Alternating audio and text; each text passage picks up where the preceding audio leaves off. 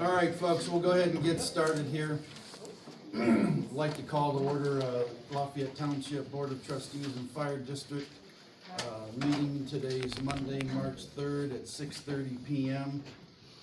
Notice requirements of section 121.22 of Ohio Revised Code and implementing rules adopted by the board pursuant thereto were complied with for the meeting. Roll call. Crowley here. O'Neill here. Fullerton here. Stand for the pledge. I pledge allegiance to the flag of the United States of America, and to the republic for which it stands, one nation, under God, indivisible, with liberty and justice for all.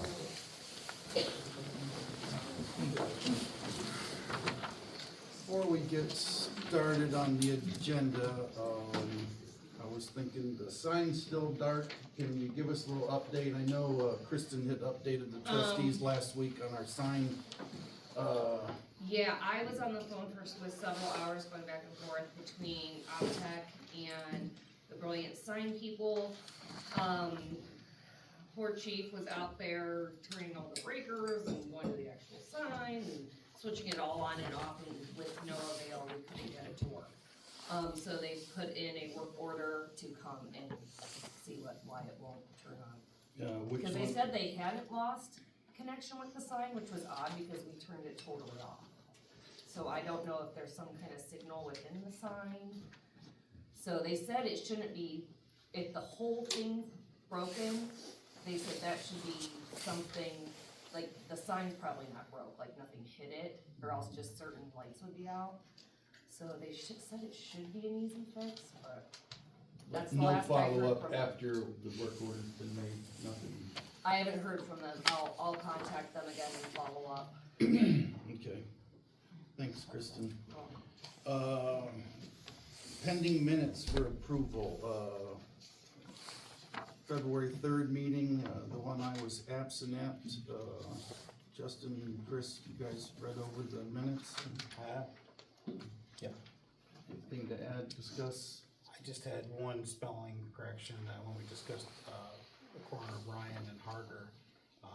But Kristen's made that, so that's the only thing I had on the 3rd. I have nothing else. Okay, motion to approve February 3rd. I'll move to approve. I'll second. All those in favor, aye? Aye. Aye. And I was absent. All right, February 19th was a special meeting. You guys had a chance to look at those minutes? I did.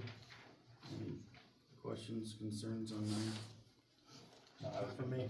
Okay, motion to approve February 19th. I'll move to approve the February 19th minutes. I'll second. All those in favor, aye? Aye. Aye. Aye. Motion carries.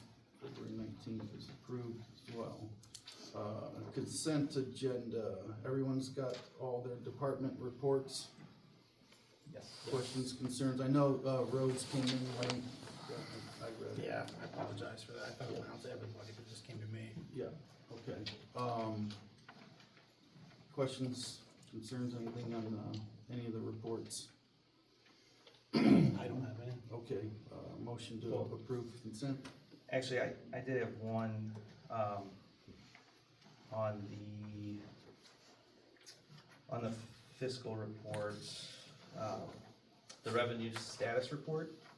I don't know if you guys got a chance to look over that. It, looks like it's probably just a typo, but, for the bond fund final budget for revenue for this year, it's entered into the system at $1,040,786. And I'm guessing that's just a typo, because that's plus carryover. We're not getting $1 million from the fund. Correct, but that includes the carryover. Right, but the revenue status report should just show the revenue we're expecting to get this year. Yeah, I'll look into that. Okay, well, You wanna leave that one out? well, I can't, I mean, Yes, no, that's and fine. it's clearly just a basic typo, but it's $614,000 off. Right.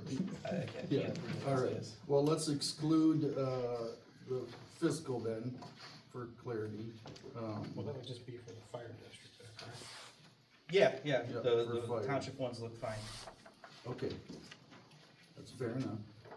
All right, consent, motion to approve the consent agenda other than the fire fiscal. I'll move to approve all but fiscal fire. Yep, I'll second. all those in favor, aye? Aye? Aye. Aye. Motion carries, we'll get some clarity on that. Okay. All right, fiscal, Laura. The only other thing I had was the notes on the permanent appropriations that I sent out to you guys. Yes. You wanna do township first? Sure.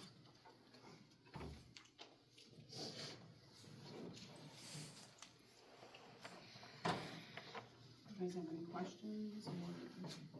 Well, I'll read it.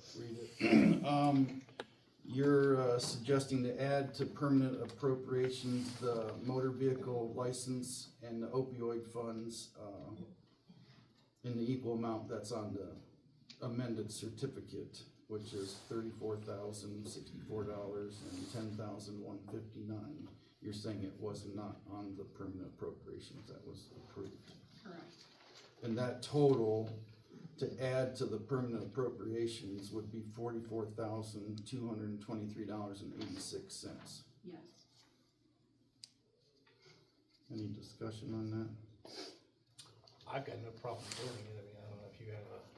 Well, I mean, it goes back to, well, when we sat down and did appropriations, we kinda went line by line through what we thought we were gonna spend. Yeah. Right. Since we've already accounted for all of what we expect to spend, I don't know why we would appropriate, just leave it unappropriated if we need it for something later on, but we don't have anything specific to earmark the $44,000 for, so I would leave it just unappropriated and just know we've got it in reserve if we need it. Okay, Yeah, I'm okay with that for now, we can always appropriate it, later. okay. And then, her other comment, on the, for the OPERS, for the employer outreach, regarding Sherry and Kristen's, we need to increase the appropriations, on those, particular line items, for $9,660. Is that the back amount, Laura? No, that's for this year. I don't know what the back amount is yet. So that's just projected for what we're gonna be. Okay.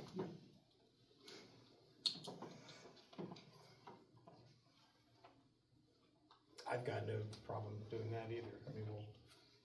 No, we need to do that though, cause, Laura needs that for processing Right. payroll now. Right. I will make the motion to appropriate an additional $96.60 for the OPERS. I will second. All those in favor, aye? Aye? Aye. Aye. Motion carries. So, I don't have the total dollar amount, Laura, for the total permanent appropriation, but we would just add the $96.60 to it. Okay, that was township.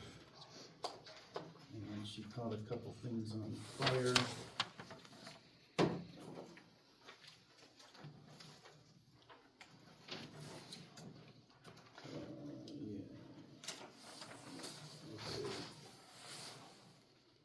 Okay, so Laura, help explain this, supplement and appropriate, out of the fire district general fund,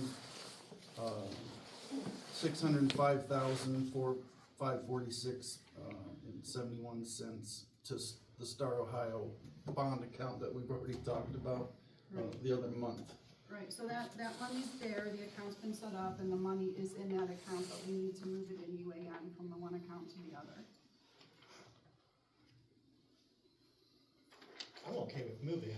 I don't know that it needs to be appropriated, we're not spending it, right, we're just Right. moving it to a different. I think she was saying it was a UAN computer Right. thing. But what action do you need from the board to be able to transfer? Ultimately, it's just transferring money between accounts.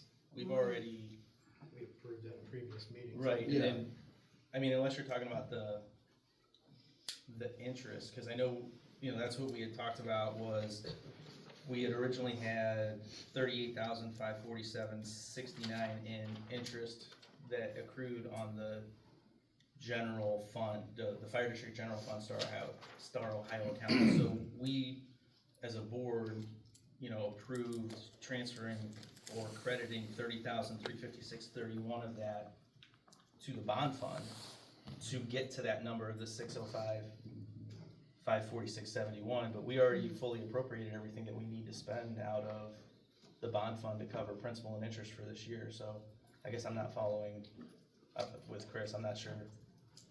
Okay, What the I have additional- a call into UAN to see if I can just do an interfund transfer from the Okay. system, so we can figure that out.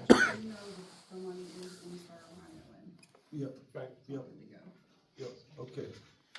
All While right. we're No, go on ahead. that though, real quick, if I could, just, we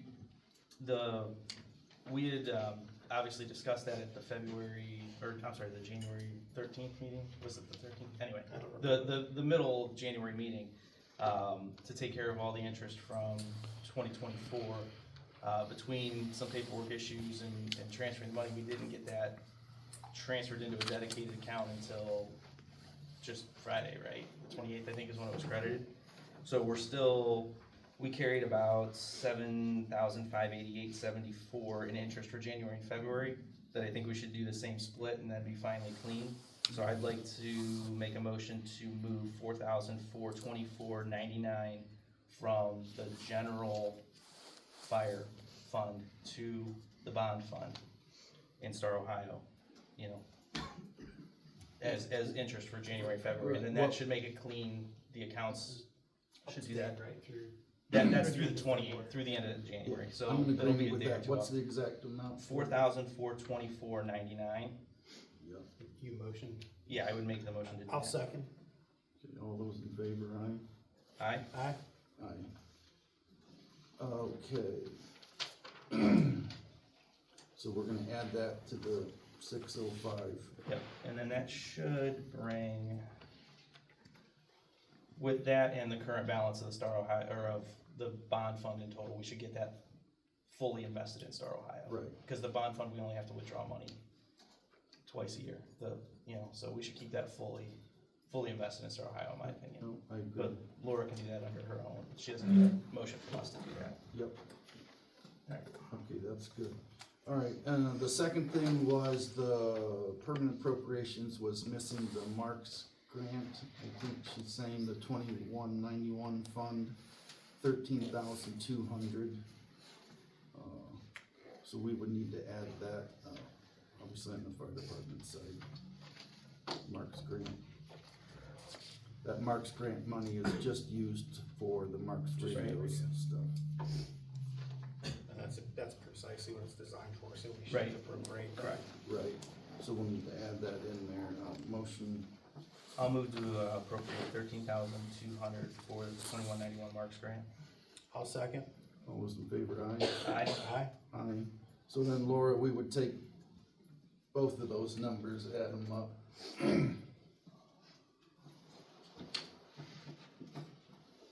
For permanent, okay. Anything else on permanent, Laura? No. Okay, Real quick, Ty, Oh, before we yeah. move off of Laura's emails, she did have, two other bullet points on the township report. oh, The first one I'd like to discuss is just the, any consideration for moving the meeting to the second Monday of the month. I don't know what your guys' thoughts are, especially for these meetings that are in the first couple of days of the month. It's somewhat challenging, especially First business day of the month. yeah, for Laura to be able to process the financials and then get them to us in a timely fashion, not criticizing me in the least, but, by the time she gets those processed from the banks and we get them on a Sunday, depending on what else is going on, to be able to pour through them and be able to make decisions, or, use month-old numbers.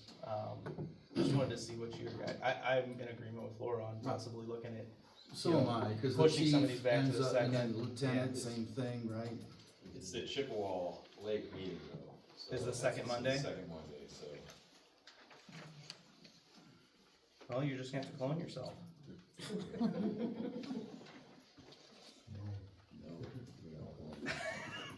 So we're only Wow. paying for one of them. The second one doesn't get paid. So June would be an issue. August.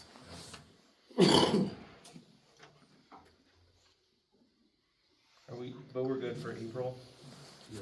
April's not good. Alright, so June, maybe just August, something to think about. November-ish, but yeah, no, I agree. Next meeting. and- Yeah, we don't need to make a decision now, but just something to think about. And then, Laura, what, I don't need to put you on the spot here, but, well, actually, yeah, I do. You mentioned having some frustrations with Westfield. Anything that, you know, that we can do, like, to help make it, like, easier? Is there a benefit? Should we revisit the setup? I wouldn't be opposed to revisiting the setup, but our rep that we work with is just not responsive at all. Until I copy you guys, and he's like, oh. And I'm like, alright, so, Just the fee, cause we were copied on the fees that were, yeah. But that's been going on for 3 months now. Have they all been reversed though? I The last can't you get checked? online and look.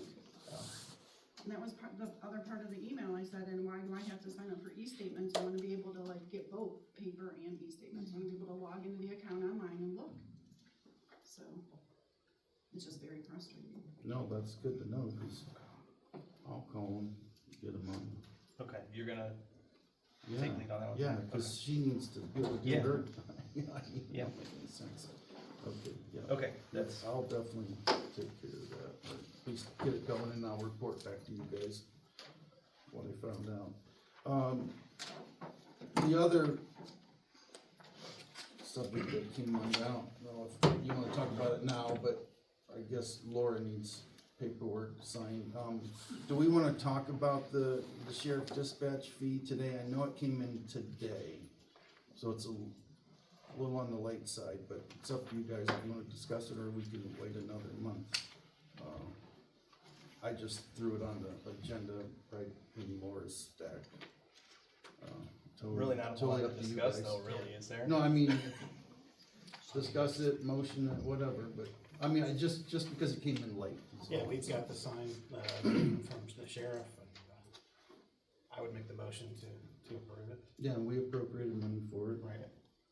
How was it compared to what we appropriated? It is less. Cause I know we were kinda ballparking what we thought the increase would be. A little conservative, I think, so. Yeah, okay.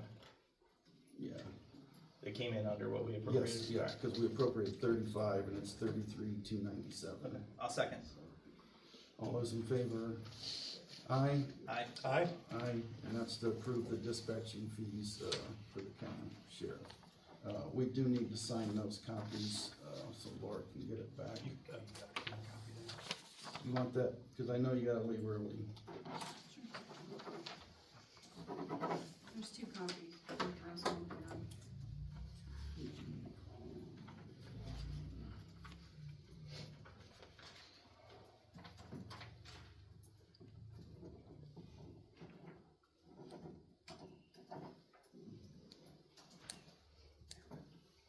Okay. Yeah.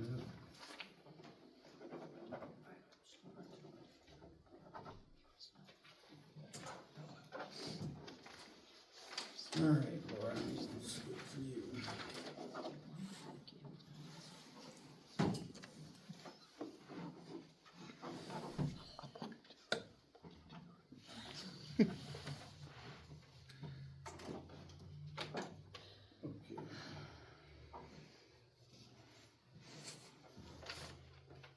All right, service.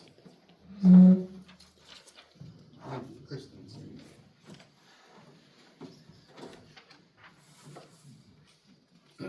Justin, do you wanna talk about 162 and Ryan first, or? Oh, you can, go ahead. Okay, you guys got the, did you see the salt, Oh, from Cargill, yeah. So it's been a pretty rough winter this year on salt so far. we agreed last year to purchase 450 tons at right around $48 a ton. We ended up getting 517,000 at this rate, and it was tight throughout the last 6 weeks or so getting salt delivered.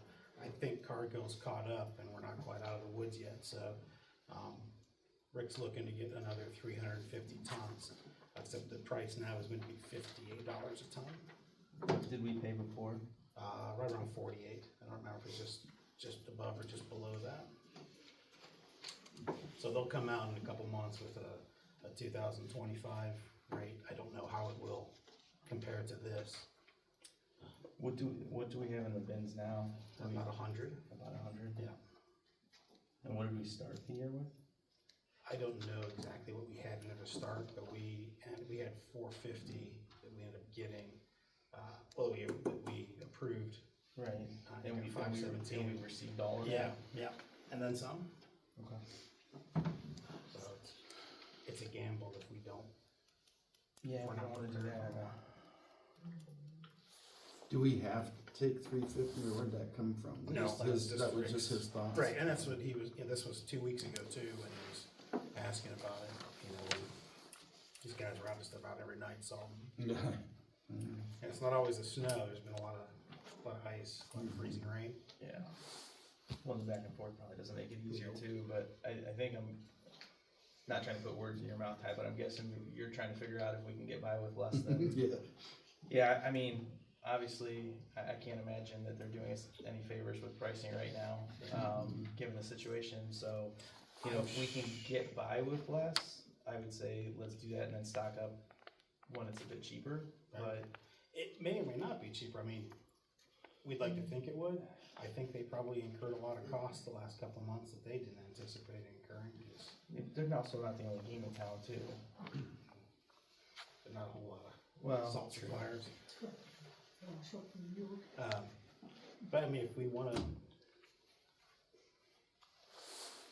approve a What's your thought, tonnage? What are you feeling? Well, it's definitely not my area of expertise, so I mean, you know, Rick's gonna have a better idea of what he needs, and I'm okay with, you know, if he thinks we need 350 to be safe, because, you know, the last thing, it's not worth saving a few dollars if we don't have any to put on the roads when we need to, so. Correct. And what we don't use, I mean, we'll have in the bin for starting Okay. next year. What does the bin hold? What's the max capacity on that? It's 800 maybe, more or less. Don't quote me. All right. If there's I mean, no other discussion, are you still talking? Okay. On the other hand, it's these terms and conditions say it's good until April 30th. They'll honor this price. So we want to go for less than 350 now, and kind of splitting hairs at that point. But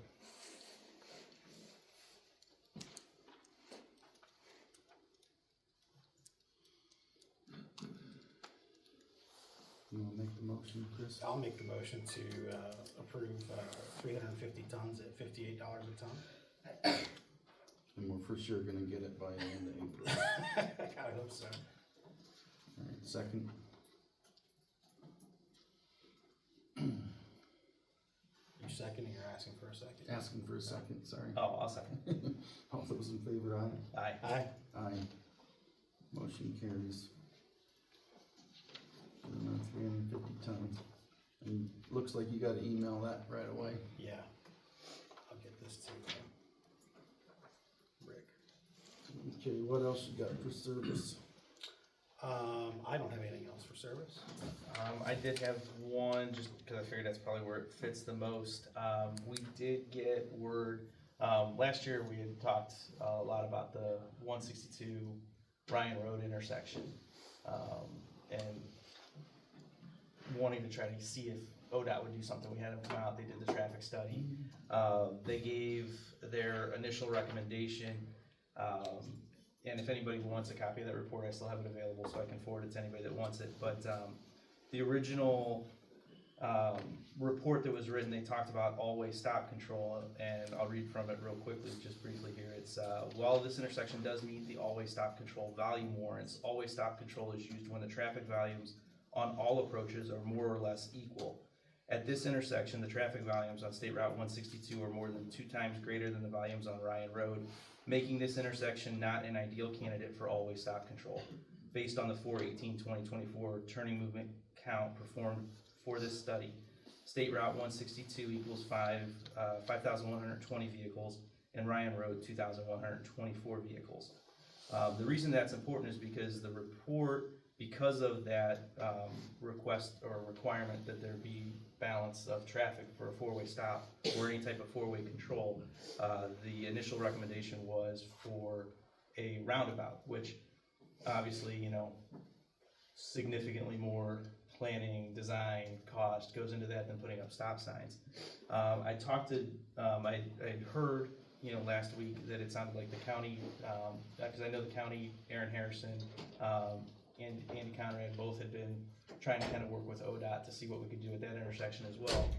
I talked to Julie Chichella this morning, and last July, the Federal Department of Transportation put out new guidelines which removed that balance of traffic requirement for their recommendations on all-way controls.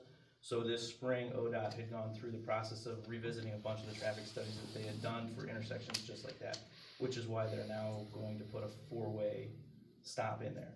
That doesn't mean that it won't at some point be reviewed for a roundabout, but again, like we talked about, that would be years off anyway, and this will be done by the end of the month. They normally put additional signage in the on the berms on the side of the road to let people know that the traffic signals are going to be coming.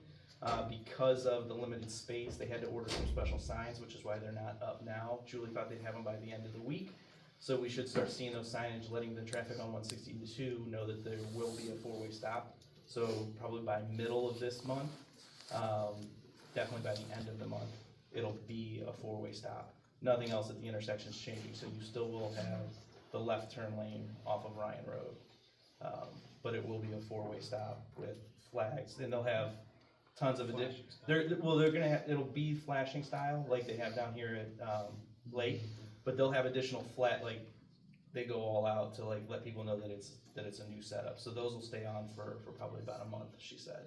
But that's why the recommendation, not really recommendation, but that's why it's gonna be a 4-way stop now, when we were originally told it probably wasn't gonna happen. Gotcha. So, but good news, because I think people were ready to see something done there. Yeah. All right. Thank you. Anything else for service? I don't think so. Nothing else? Good. Okay. Fire. I think we should move all that stuff down to. Yeah, those all go down to zoning. Yeah.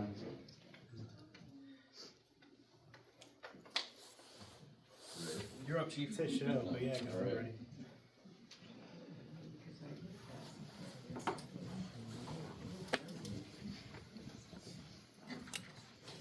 Good evening. We had 48 calls in the month of February. 36 were daytime, 12 were at night. We gave mutual aid to Chatham once, City Medina twice, Guilford Township once, Harrisville Township once, Lafayette Township 28 times we had calls. Village of Chippewa Lake had 12, Glory Glens had 2, and we gave mutual aid to Westfield 1 time. 73% were EMS calls. The average turnout time is 1 minute and 59 seconds. Year to date is 1 minute and 58. So in about 6 minutes and 3 seconds to get on scene. So that's good numbers still. So my monthly, it's on my phone, so I forgot that last page. Pancake breakfast season is here, so we'll start our pancake breakfast April 6th, 13th, and 27th this year. Chatham's pancake breakfast will be Saturdays and Sundays in March. In Valley City's pancake breakfast will be March 9th. So good pancakes all around. So we received $4,567.90 from the State Fire Marshal's Training Reimbursement Grant.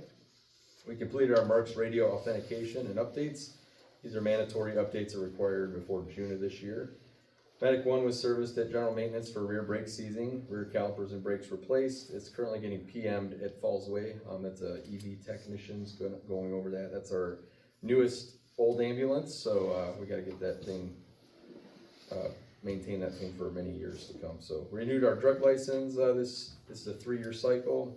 We serviced our Genesis hydraulic tools, we serviced our air compressor, we serviced our extractors, washers, they're just big washers for our turnout gear.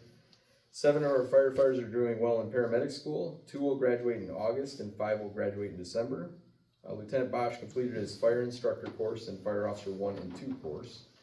And congratulations to Captain Muha on his full-time appointment with Brunswick City Fire Department. He will continue to serve here at Lafayette as well. So, I'd like the board to approve or consider the resignation of Will Gross. He was hired full-time with the VA. He lives in Parma. His hours have been very limited for the past 6 to 8 months. And I'd like the board to consider the approval of hiring Justin Rosenball and Rob Haas. Both are very experienced firefighters. Justin's the chief of Highland Heights and an avid fire instructor.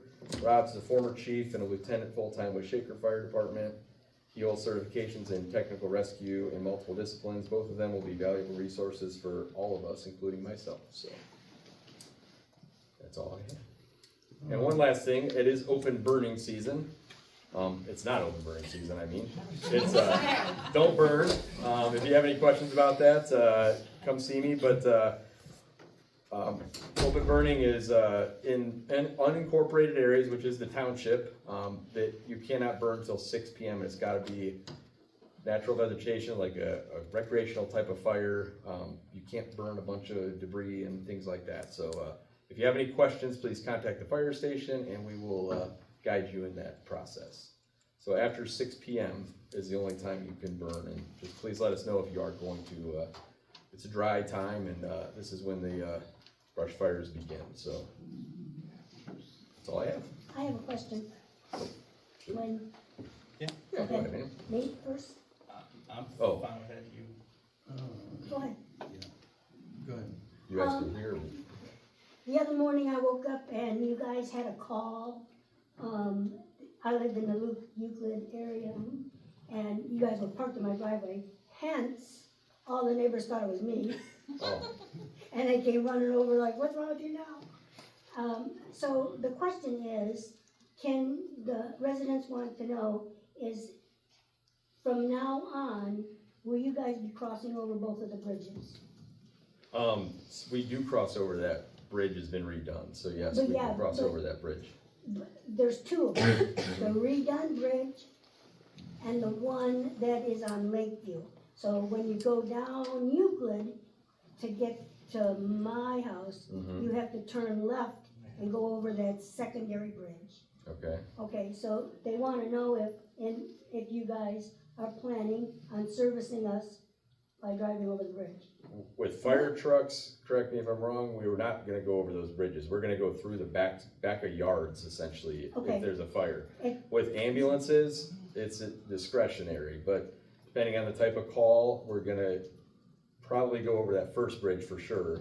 The second bridge, I'm trying to think of where it's at exactly. Yeah, you go over it, as you're going down Euclid, you either have to turn left, or if you turn right, you go into the Oaks Right, okay, and the yeah, yacht club. yep, I know where If you you're go left, there's another little bridge over the creek, which is Yeah. the same creek that The other they built bridges in, on, yeah. yeah.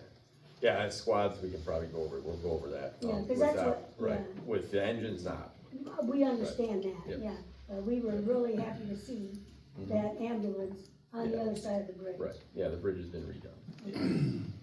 And then I had a second question, and it is in regard to the pancake breakfasts. Yes, ma'am. Okay, and they wanted to know, we were talking about it, and last year,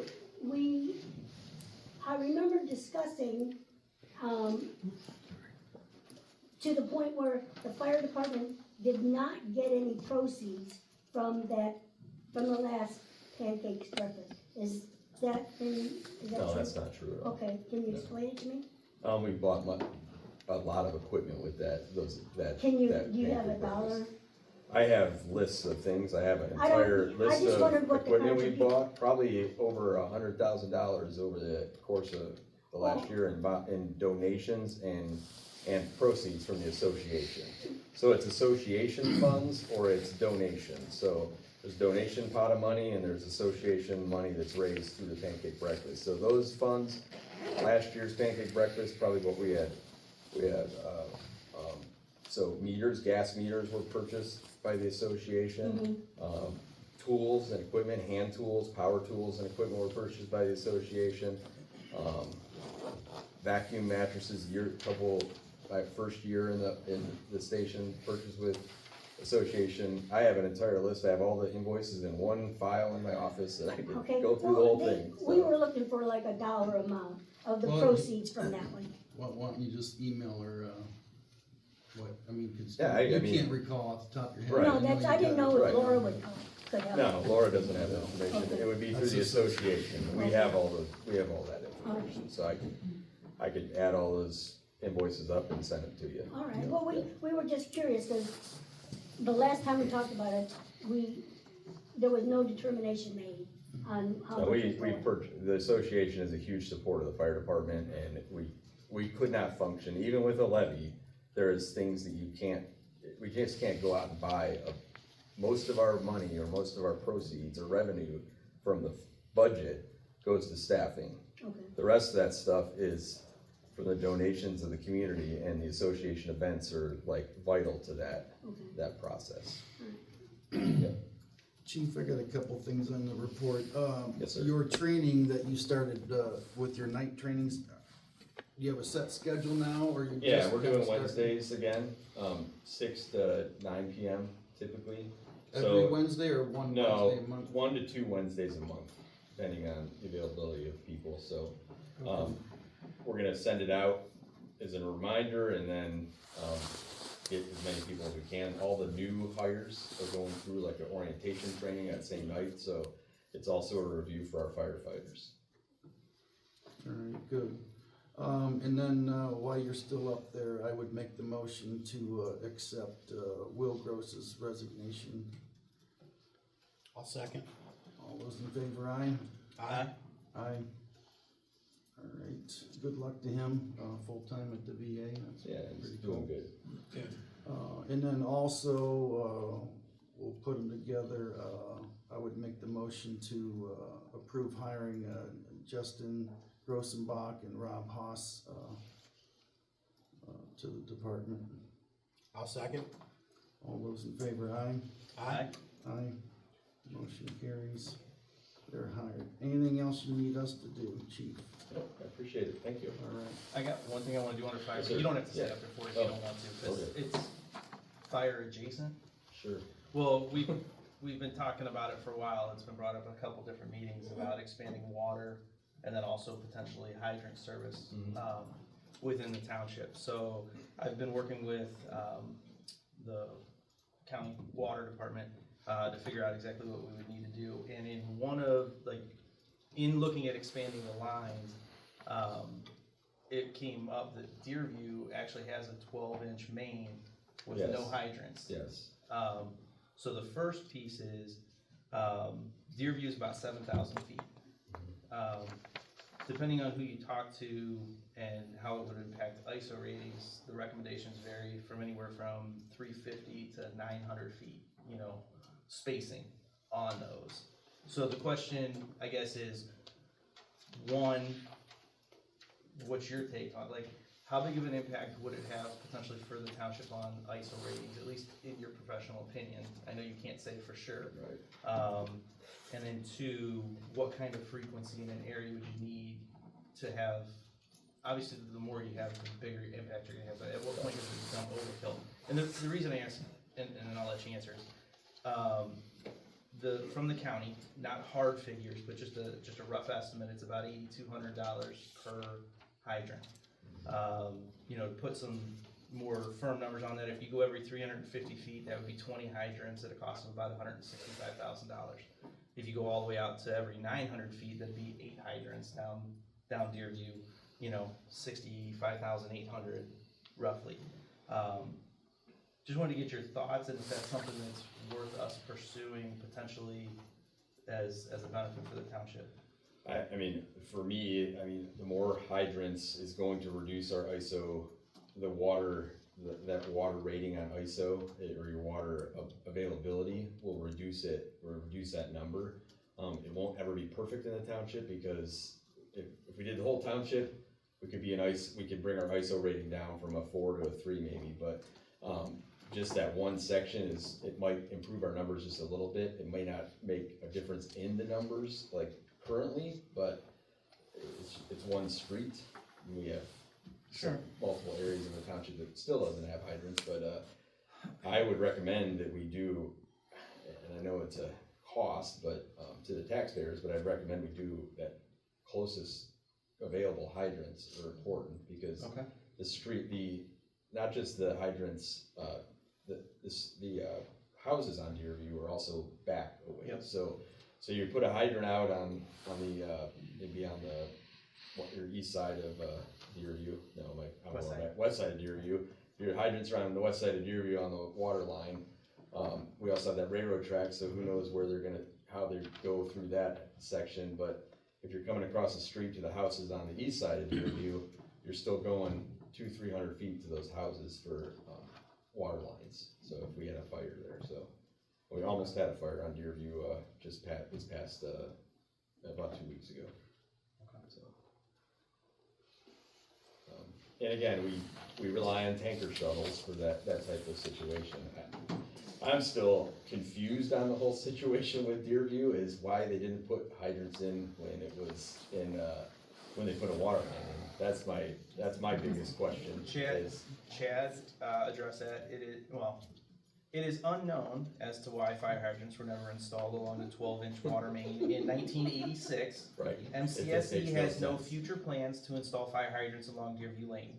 If this is something the township wants to invest in, MCSE would be happy to discuss further. Right. So that was their on that piece of it. So, I know we talked about it a bunch, and since that would be a much easier project to accomplish, because we're not looking at a water main project, and I would take any hydrant on Deerview. I would say if we had 4 hydrants on Deerview, that's better than 0 hydrants on Deerview. Okay. So something for us to look at as we do budget going forward too. Right, because I think it's so vitally important to have a hydrant available, and we have good water in this area. The hydrants are 100 psi hydrants. They're good hydrants. I mean, my development, you have to have a reducer in your house to slow the pressure down before you burst your.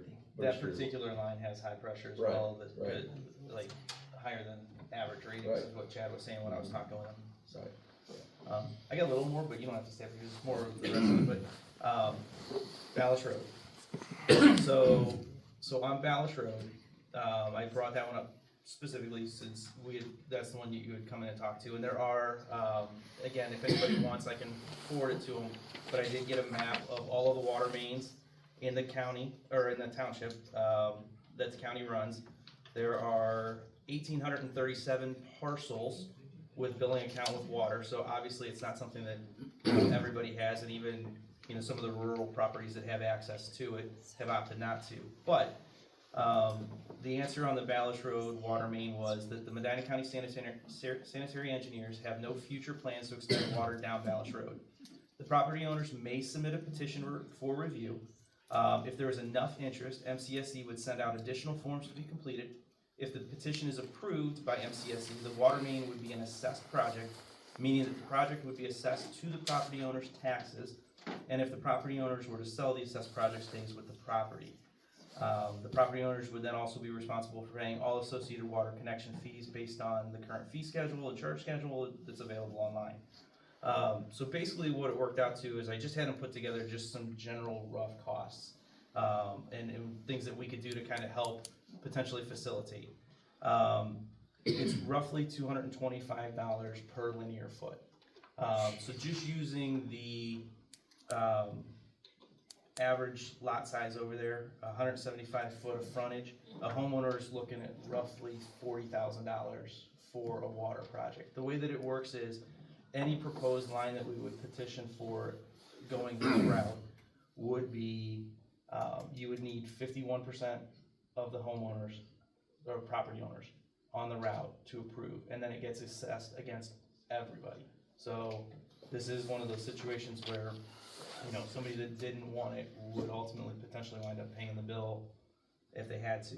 But just looking at kind of the general loops, where you would tie in, if we ran a line down, or if we helped facilitate the running of a line down Ballish to connect in, it would be the intersection from Ballish and 162.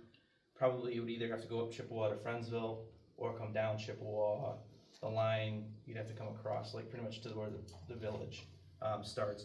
But you're looking at roughly 16,500 feet of line that would have to be run for that loop. That project would run in the neighborhood of $3.8 to $4 million. And again, that winds up getting assessed against the property owners. I know, you know, Mr. Stewart, when we talked about it too, there are options, you know, the township can look at, you know, trying to expand water lines throughout the township. There are a lot of other areas that would need it as well. It can be something that's done as a tax levy. You know, not advocating one way or another, but just exploring all the options, you know, that the residents asked for. But that's the type of, you know, cost, unfortunately, that's associated with expanding those lines. And right now, the county has no plans on doing any more expansion here. That doesn't mean it doesn't change at some point, or, you know, a developer doesn't come in and pull water to do something. But I mean, that's kind of getting in the weeds. But I wanted to at least get the numbers together. You know, we talked about it. Absolutely.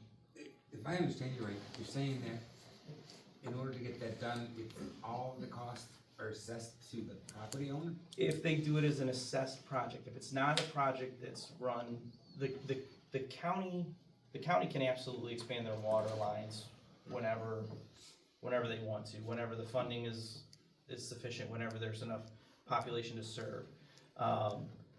They don't have any plans to do that right now. That doesn't mean that that's not an avenue that we can try to approach the county and push for that, but really all we can do is advocate, you know, along with the residents on trying to get the county to foot the bill for that. The option is always to have the property owners themselves, you know, petition to have it done, but yes, then becomes an assessed project if it's approved that route, and it does get assessed to your tax bill. It's either a 10 or a 15 year, I'm not sure exactly which it is, or if you have the option. It isn't something that you're expected to pay, you know, up front, but it is a bill that winds up getting assessed to the property owners, and typically they do it based off of the frontage. So it's allocated based off of, they put in, you know, like in this example, 16,500 square feet or linear feet. The property owners are billed by how much frontage they have. And the downside to that is, like I said, if they get a sufficient number of support to do it, even if you didn't want it, you're getting taxed for it. Mm-hmm. So, yeah, I always thought that you were only assessed the tap-in fee and the materials included to that. No, that's on top. The tap-in fee would be on top if it's an assessed project. If it's one where the county actually says, hey, we're gonna expand the water line because it's what we wanna do, you know, they're connecting a line, they're serving certain residents, you know, then they expand it at their own bill, and then that gets paid for through county tax revenues. You know, this is just one where it's like, look, if you want it, you can have it, but, you know, we either have to foot the bill through, you know, the property owners themselves who are directly served, either have to pay for it, or we as a township have to put the tax bill on all of the residents to pay for it. How does the county decide when they're gonna run, they just pick one out of the sky and say, hey, we're gonna do this street? That's a question above my pay grade. I don't think they'll do it unless it's economically Right. feasible for them. It goes to the number of residents that they're gonna serve with it, right? If they're gonna run a line, you know, down 5 miles and serve 40 homes versus 4,000 homes, you know, it really just comes down to that. So it goes back to the same debate that we've always had, right? Like, when you bring in the extra services, you wind up inviting in the extra rooftops. And how do you balance that, so. I get a question. Yeah. Is there any way we can, I know a lot of times, I don't know what goes on in Medina County, because I don't get to work out here. A lot of times in other places, it gets farmed out to a different construction company, like the county's not doing it. They're sending, you know, a bigger construction company out to do it. Is there any way we can get like one of these bigger, like Terrace, for example? In Cleveland does a lot of their, you know, they get a water main break. They're the guys who come out at 10 o'clock at night and clean it up. Is there a way we can get another company to come in here and say, give us a discount? Well, my question is, why can't you ask them that? Because to want to run a water line to tap in to that tap that's 25 feet from the front of my house, $17,000, that's a half a day of work for me. I mean, 20 minutes somebody in the hole connecting it, and half a day of digging, that's including backfill. That's ridiculous for $17,000. I can rent the machine and do it for less than that. I'm not disagreeing with you, I'm just saying it's the No, I county mean, I water just don't line, understand so. why we can't get somebody to come out and at least give us an estimate that's reasonable. I think the county would still have to maintain it though, it'd still be they're They're gonna the be the thing ones that's supplying the maintaining, water and they're responsible for It's it. their system, so, you know, Like they may hire a contractor. or Yeah, stuff like well, that's that. what I'm saying, is that's what they're gonna do, cut off the middleman. Thanks, chief. Go sit down, I'm sure your legs are tired. Bill, you got something? What's your suggestion going forward, Justin? Well, I mean, look, I would not have any problem working with you on putting something together and reaching out to the residents and asking them if they wanted to do it. I mean, if there's a demand for it and everybody understands what they wanna do and the residents that they want it, you know, my job isn't to decide what you want or what your neighbor wants, right? It's to help facilitate that. There are gonna be people that aren't gonna like it, there are gonna be people that want it, so, but I represent both of you, so. I don't think the tap-in fee would be a problem, but I think $40,000 or $50,000 assessed to each person thing, nobody's gonna buy that. So I'm saying, is there a way that the township would be willing to work on some way with the tax or levy or something? The hard part there is, you're doing the same, like, everybody that's got water now paid for it in one way or another, right? Like, I have a house in one of the developments, and the developer came in and put the water line in and paid for it, and then he put it into what he, you know, billed for the property. So we could put a tax levy, we could figure out, these are where we wanna run the lines, and we could look at putting an issue on the ballot for the entire township to pay for it. Now, you know, again, just being pragmatic, what are the odds that the township as a whole wants to pay for your water line? Well, I'm not just saying Ballish, I'm saying all residents, my whole fight. Yeah. This has been, not just for Ballish Road, for all residents of the township that don't have fire hydrants. I'm not looking at this as just going at Ballish or Deerview. All of it as a project, then it would be a more taxable thing, because even though, like you say, the people that do have fire hydrants right now, okay, I'm still paying the same tax levy as you that get the benefit of that service, okay? Even though you said you paid for it when you bought your house in that, I'm still as a tax levy resident with no benefits. Right.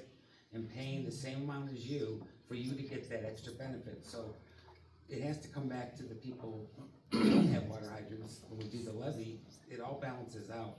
But if we did it as a whole township, you know, levy type thing for all, and make it a big project. We could absolutely look at a big project. There will be some issues with water lines, cause there are some areas, yeah, I would have never known.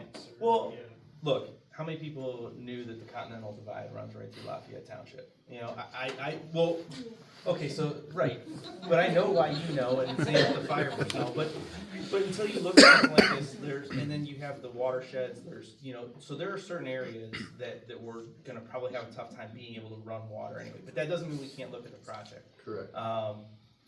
And I can absolutely look at doing something like that, run some numbers, and the board can absolutely discuss it, but, you know, there are definitely challenges. I just wanted to make sure you knew, though, that your comments didn't go unheard when you've come in and asked us to look at it and to provide you with the avenues I appreciate that. to be able to do something.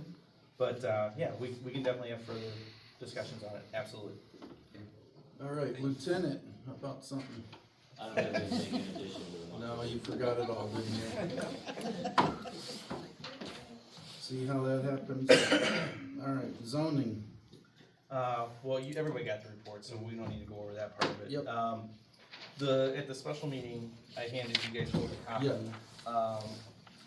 We've had some back and forth in the past, just on whether or not, some confusion over what's been recorded as the zoning resolution. Let's start with that. I gave you guys both a printout. Karen Schoonover, our zoning secretary, started with what was recorded at the county recorder's office, the last thing that was filed. That is not necessarily the exact current code, but it was the last thing that was filed with the county recorder. As long as zoning code regulations are passed through the proper procedure, even if they aren't recorded, they are the legal document that are done. So Karen spent probably the better part of 3-4 months working on going through trustee meeting minutes, zoning commission meeting minutes, verifying what has and has not been taken in and out of the book, and that's what I gave you guys all a copy of. That is ultimately what we are working with, but I thought it would be a good idea if we all just kind of made a motion to affirm that this is in fact the zoning code, because there's been some talk out there that like, oh, we don't even know what the code is. Well, we do know what the code is. Sherry's been, operating off of what our code is, but I thought it'd be a good idea if we just all, so I guess I would make a motion to accept this as the zoning resolution. I wanna discuss first, but, Okay. but thanks for that. Karen, thank you so much. That was huge project. I do have 3 marks in the book that I wanted to just bring out. You guys know zoning way better than I do. The Chippewa, section 308. 308, Chippewa Resort Overlay, this section, and it's in red, this section may need to be officially removed as Medina County Park District owns it now. Is this the time right now that we pull it out? No, procedurally we can't, because there's A process. Okay. a process to make amendments and Okay. changes to the code, but that was Karen's way of identifying that, it's, Yeah. it's a section of the code that applies to a piece of property that the parks don't have to adhere to zoning, so it's moot. Yep. Okay, and then section 806, G and H talks about the footer certs. Yes. Okay, read past minutes, we know why they were put in there, and it's written totally fine. However, is every builder gonna be treated the same? Yes and no. Well, I mean, Well- Or will they? The way the zoning code, how do I put this? The only person in the township that interprets the code is the zoning inspector. We approve it, zoning commission helps write it, we have a process there, but it's her job to interpret it. So at the end of the day, Sherry interprets it the way she feels fit. In reading through the minutes, I think you guys have seen, that particular requirement was put in because of one builder, because of the PUDs, and the developments where it becomes a little bit bigger issue. They're building right on their setbacks everywhere. We actually had 2 homes that had to go through variances after the fact. The one actually was built and transferred to the owner without even complying with the setback requirements. So those were put in place to do that. Now, I think where you're going with it is, that is something that we can do on a simple resolution, because that falls into like the fees and requirements piece. We can cut that out completely, because again, the development's pretty much all done at this point. for now, but just. well, for true. now. But but realistically, as far as your typical large lot builds, nobody else does these. I don't feel that it's necessary. It's just an extra $400 on the cost of building a home. I know why we did it in the developments, and I do think it was the prudent process process there, but I don't think, if the question is, should we be applying it to everybody in the entire township, I don't Then think can we, that's it. and trust me, I'm totally with you there. In the resolution, the previous administration did, I mean, it reads good. Right, But it doesn't signal out PUDs in the resolution. correct, It's more general. correct. So do we just add PUD or does everybody get, you know, just trying to Yeah. make things more perfect. Yeah, no, I mean, we can clarify it, or we can remove it. Or we can leave it as is, and ultimately, you know, like I said, I mean, it's still within the zoning inspector's prerogative to interpret it the way that she wants to, and I think between the minutes and the code, I think she's got a solid basis for continuing to do it just in the developments, but your point is good, like, as far as. Chris, what's your? I have a hard time, I'm not even saying it's arbitrary, it's obvious, the reason this was done was Right. because of the punch. But it's still, it just doesn't seem fair to charge some people the flare inspection and not others.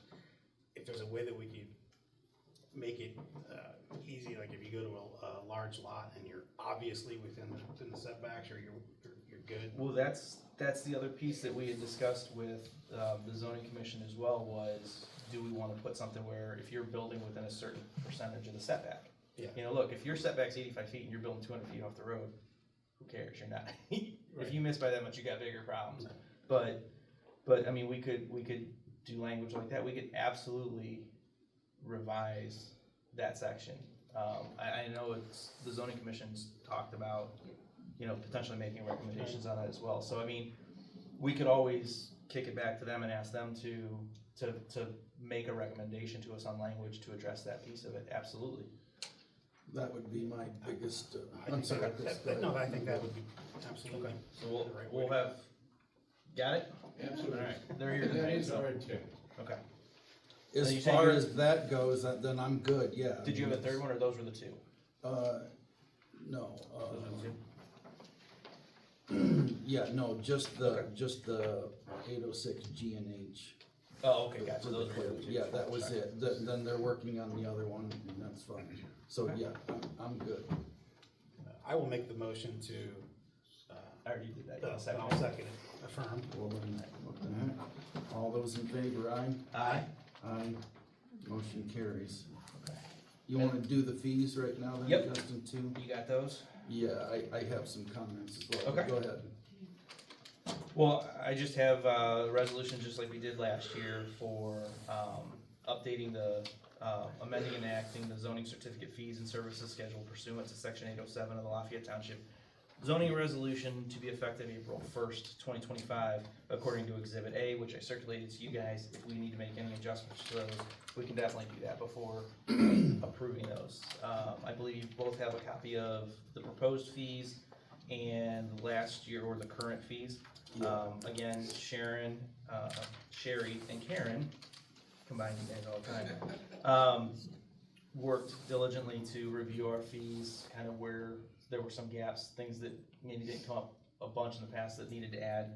For example, the zoning code treats ponds as structures, but there was no set fee for a permit for a pond.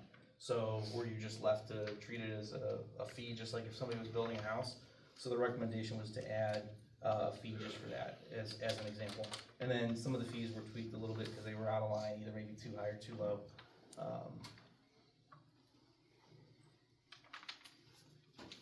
Chris? What was the one that she wanted to go to 450 on? We talked about 450 potentially on the variance.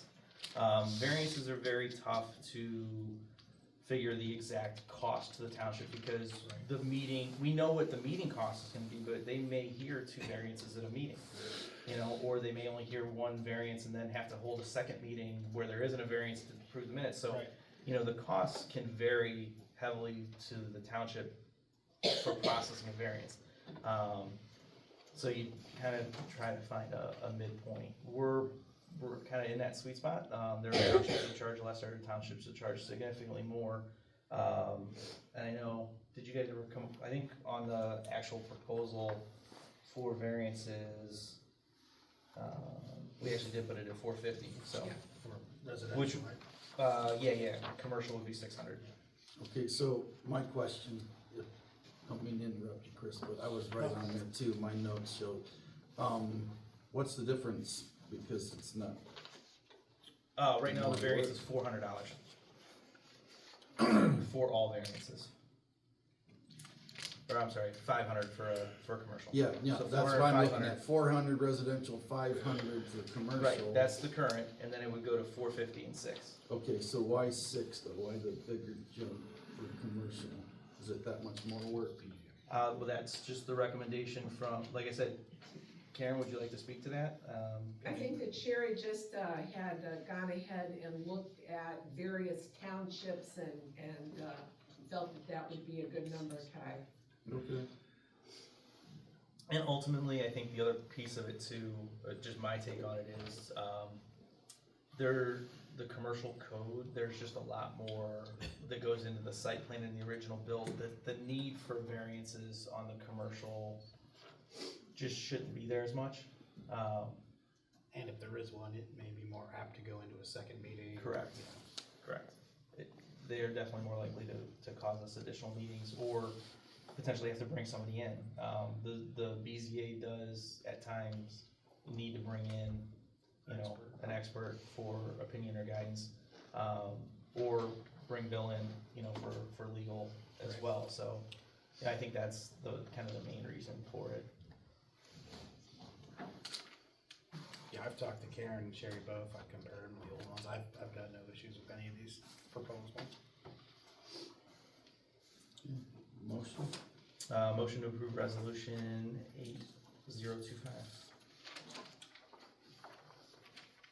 That's all right. Or, yeah, this will be 8/2025. Okay. I'll second.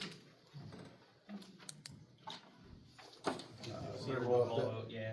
Sorry about that, Justin, what was the resolution number? 8/2025. Okay, all those in favor, aye? Need you to roll. Oh, I'm call sorry, those, yeah. roll call, sorry. Rolling, yes? O'Neill, yes? Fullerton, yes.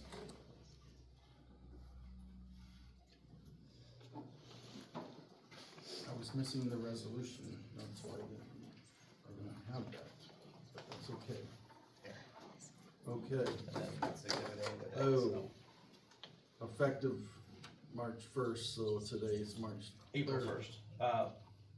I redid the resolution, it says Oh. April 1st on it. Okay, yep, just make sure we got a date. Yeah. Okay, stamped, okay, that's good. Alright, that's fees, okay, 100 Drive Yep. next. We just, we've obviously given him notice, we've had the public hearing, he didn't show, we're in the process of making sure that, all the lien holders for the vehicles are done. Then we just need to decide, we will have to get a salvage dealer involved to handle the transfer of the vehicles that are on the property. It's gonna be a little bit more involved than, the Polker Road cleanup. But really, we just need to decide as a board if we're gonna move forward with doing a forced cleanup. I don't know if you guys have had a chance to drive by there, but it's getting worse by the day. Are we waiting on the prosecutor's office for anything? Not really. Yes, Well, yes, we are. we're waiting for the prosecutor's office because of notification timeframes. Right. Once everybody's been served proper notification, there's no other procedural step for us to take other than we're gonna have to foot the bill for the cleanup. Now, the nice thing is, the salvage dealer is going to take possession of everything on the property. So there'll be some offset with scrap and whatnot, but they'll obviously have labor costs and stuff like that too. So that bill will come to us and we'll have to assess the property owner as well, but, I'm just I think I know where everybody's at with this, but, I have no problem starting the process of getting everything in place to do it, but I don't wanna do that unless you're both on board with the fact that we're gonna probably have to clean this one up. Yeah, Yeah, I think it's even more bigger of an issue because I've already gotten calls that they're burning late at night All and the it time. stinks and it's burning your Chief, eyes. you guys have been out there a couple of I times. could give you a whole lowdown on it, but my wife wrote the letter last week for those, or a couple weeks ago for those who here to see it. I've been tortured by this guy for 5 years now. Now he's putting stuff under pine trees that are mine and stacking it up in pine needles, and it's wood. So I don't know what his end game is. I sort of think that he very possibly might want to burn down the whole neighborhood when this happens.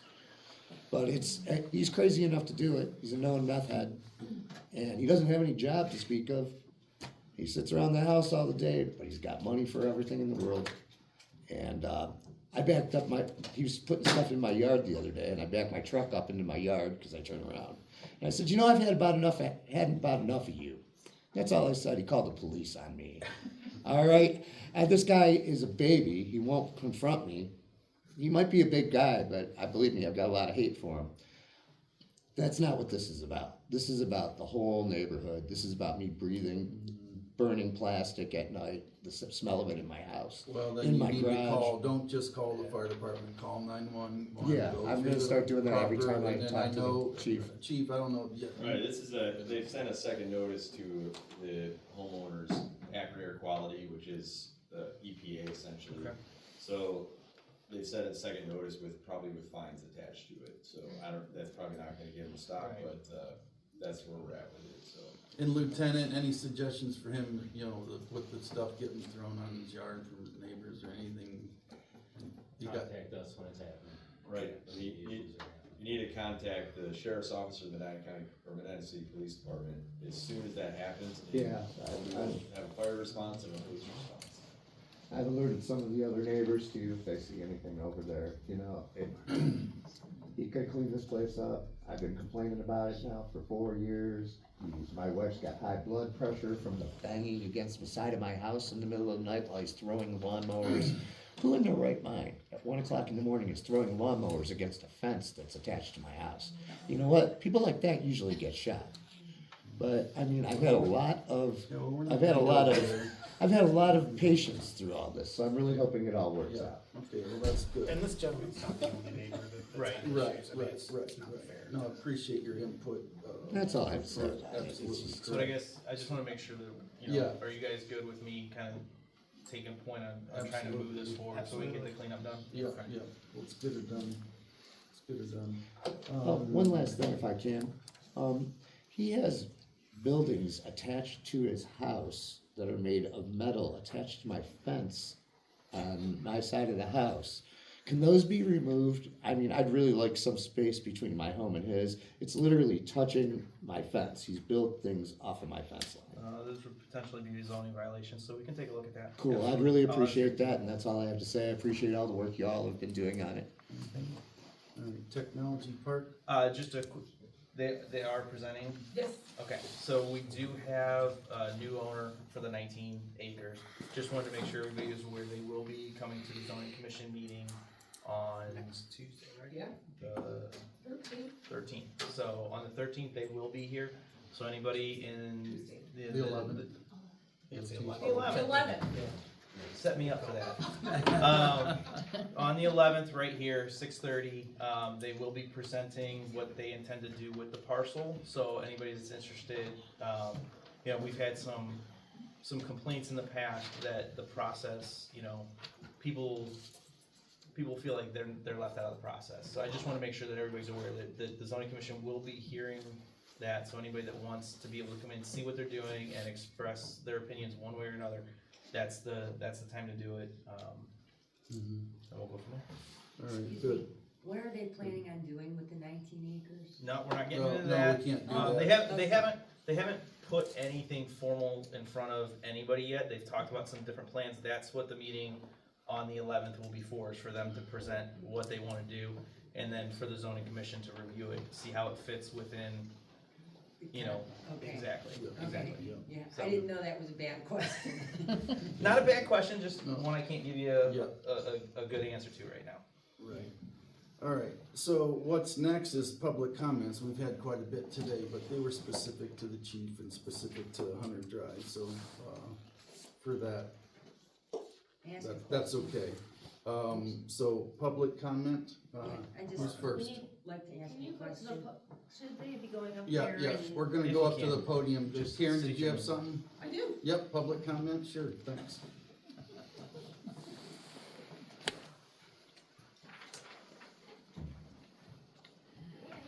So I'm Karen Schoonover and I'm the zoning secretary, and I just wanted to say, when we were talking about the water in the township, for all the township, you have to realize what that will do for people who own large parcels of land. Those will be prime areas to purchase and develop once they have water and sewer. So a lot of things that people like about Lafayette is supposedly the rural area, which means different things to many different people. But, you know, in getting water out here to areas that don't already have it, you need to be aware that is one of the risks that you run as a community. That's all I gotta say. Thanks, Karen. Thank you, Jeremy. Thank you. Who's next? Public participation. Just your name, at the podium for the record.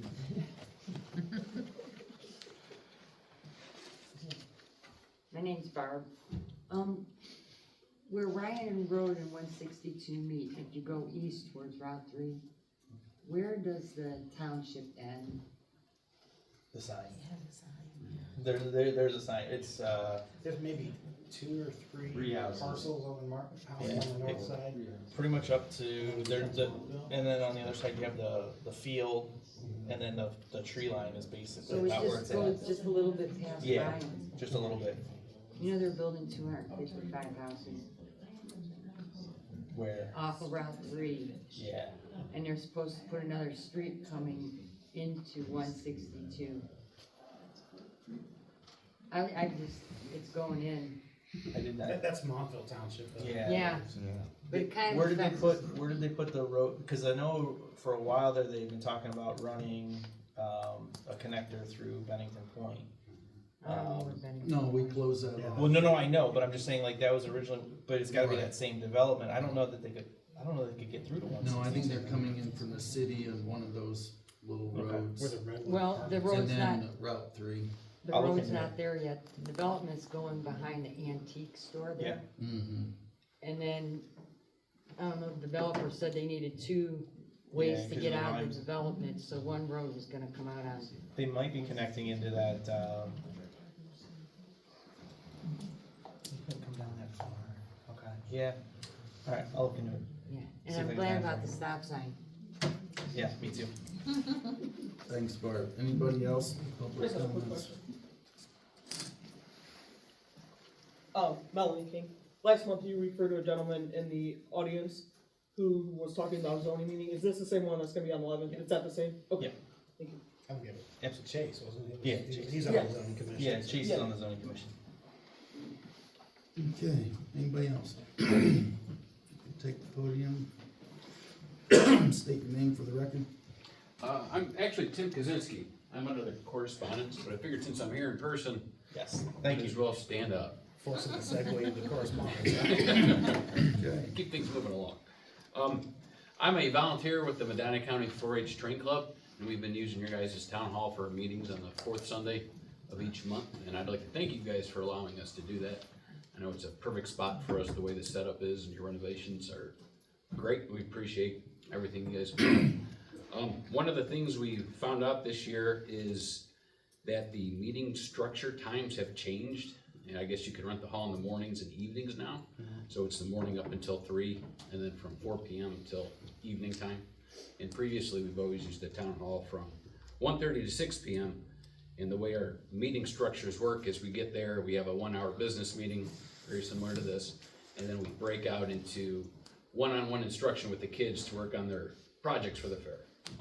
And the times we've had to change since the new structure with the township is starting our meeting at 12, and we have to be out of there by 3, which cuts down on a lot of that. And a couple of the families have notified us that they would have to drop out of the club unless we find a new location or do something different with the time because of church or previous obligations. And I know I've had 2 kids in the club now for 5 or 6 years, and it's same time that we've had for the 5 or 6 years. And it's my understanding it's been like that for, I wanna say decades, since the club's been around. And I was wondering if there's anything the township could do to work with us, whereas if no one has that evening time reserved, if we'd be able to go back to our old time structure, if no one has it reserved, or if we can maybe use it up until the 4 p.m. The, start time for the next one. the issue is ultimately that we allow a X number of rentals for nonprofits, without charging them. Right. But then it was always just based on the day. Right. And then we split to the 2 time slots, which I think we all, I'm good with why we did that. Right. But the unintended consequences, we didn't up that number. So now, you know, I guess the easy fix is, do we just wanna double the amount of reservations that nonprofits can make, since we made them half-day reservations versus full-day reservations? I mean, that would ultimately solve the It's the problem. quick way around it, right? Mm-hmm. As long as they're in the same. Same day, same consecutive rental period. Yeah, we could do that, I mean, yeah,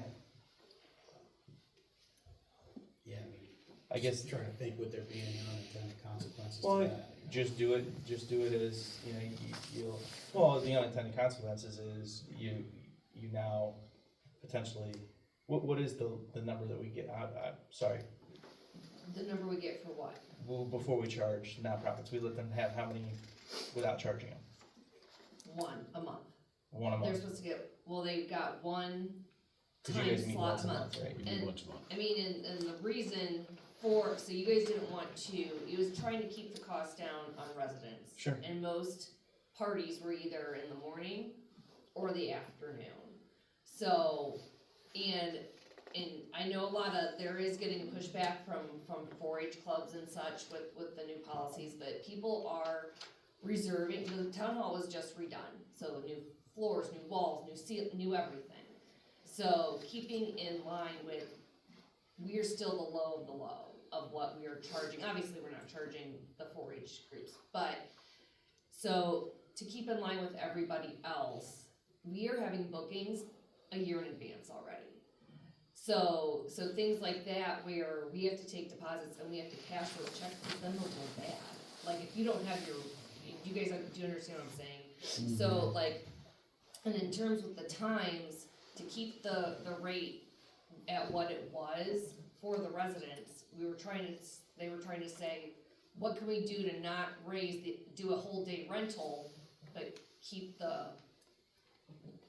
does that make sense? To keep it the low price, keep the same price, but do something where we're not, as the township, losing money on the rentals.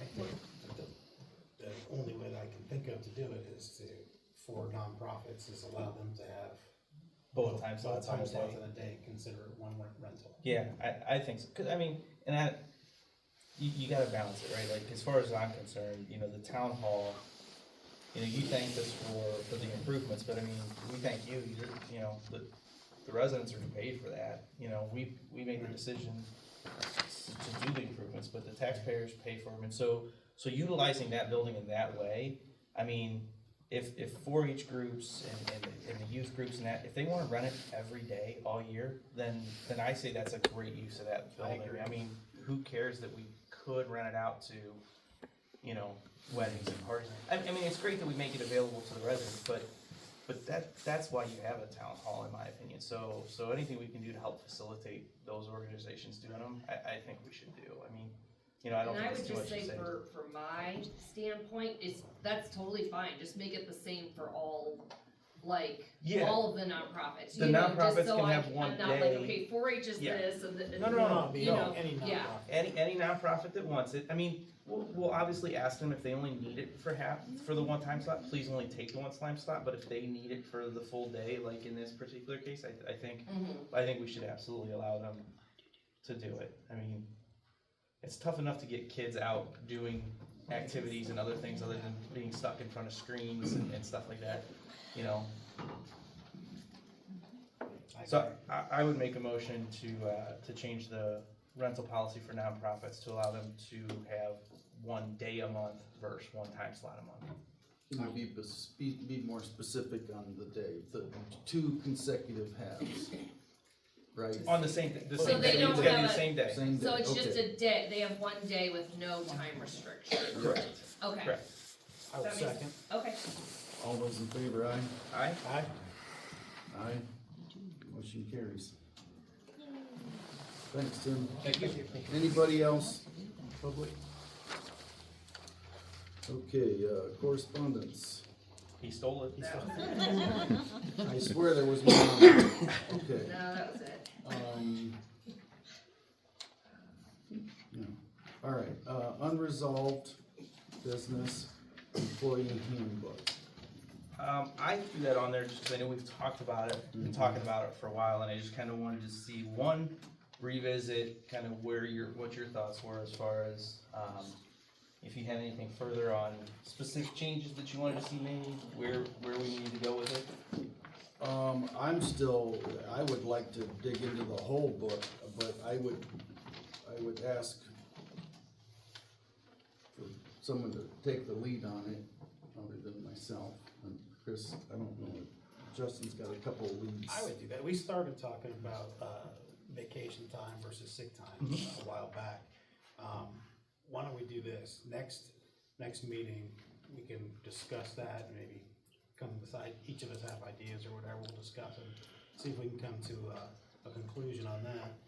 And then, we get a copy from Laura of the current handbook, so we're all working from the same one. Right. And maybe we can work through it a little bit at a time. I'll keep notes or whatever, and we can get it updated. Yeah, no, I'm good with that. I know it had been something we've been talking about for a while. Right, for sure. There was one section, as I kind of reviewed through it again, that felt kind of pertinent because of some of the things that we're dealing with as far as insurance renewal coming up and everything.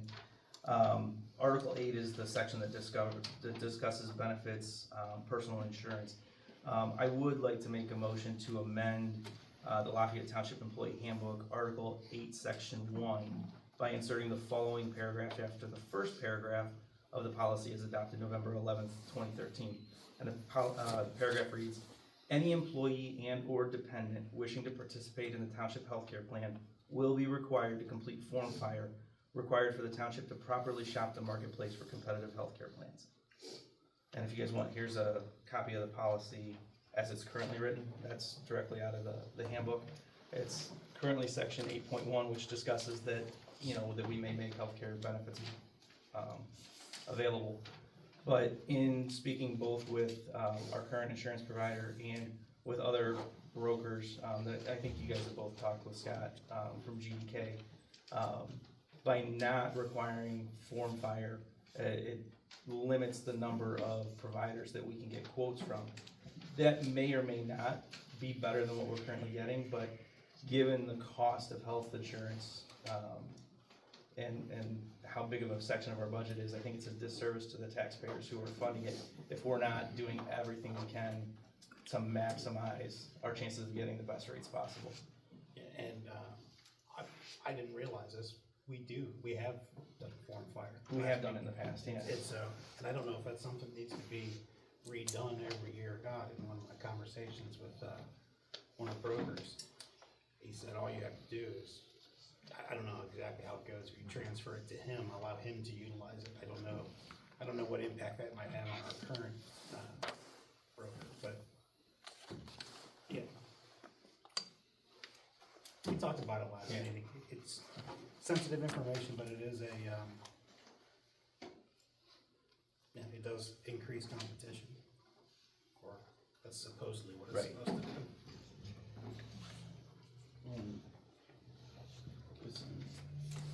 My question is, I'm kind of missing something here, because if you want to insert that, the date that the updated book is approved is when then this amendment would be approved too, or? No, I'm just saying that the policy that's on file in the office is the handbook approved on November 11th, 2013, so that's the one we're amending. currently that section, section 8, Article 8, Section 1 is a 2-paragraph section. This paragraph that I'm proposing would fall in the middle of that.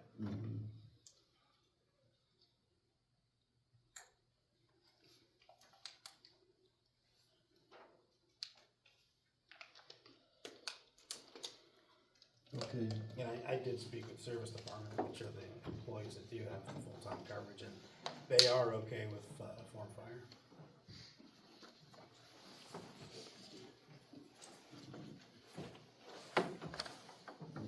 motion for that amendment, I made the motion.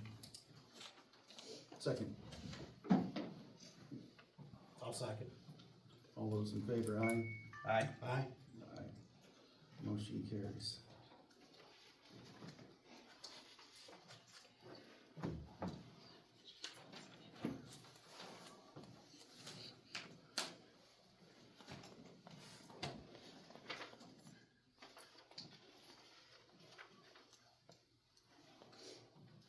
All right, yeah, we're done with that part, right? Bicentennial picnic. Kristen? Yes. Kristen been talking to me about, I'll start, Kristen, then you can just elaborate.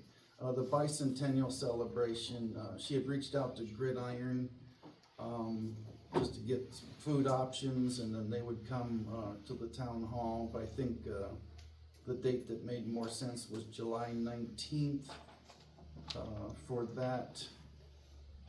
What else did you wanna add?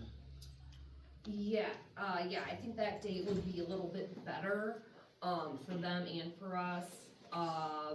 So I think you guys had already approved and appropriated, money for all the events.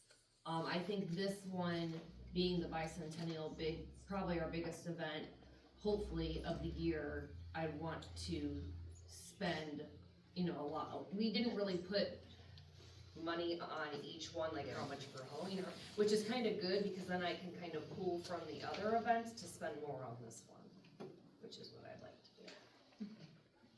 So Not that it would take away from the other ones, we Right. already have a lot of that. So just talk about some of the expenses, just to let the other trustees know what Gridiron was thinking and how many people and.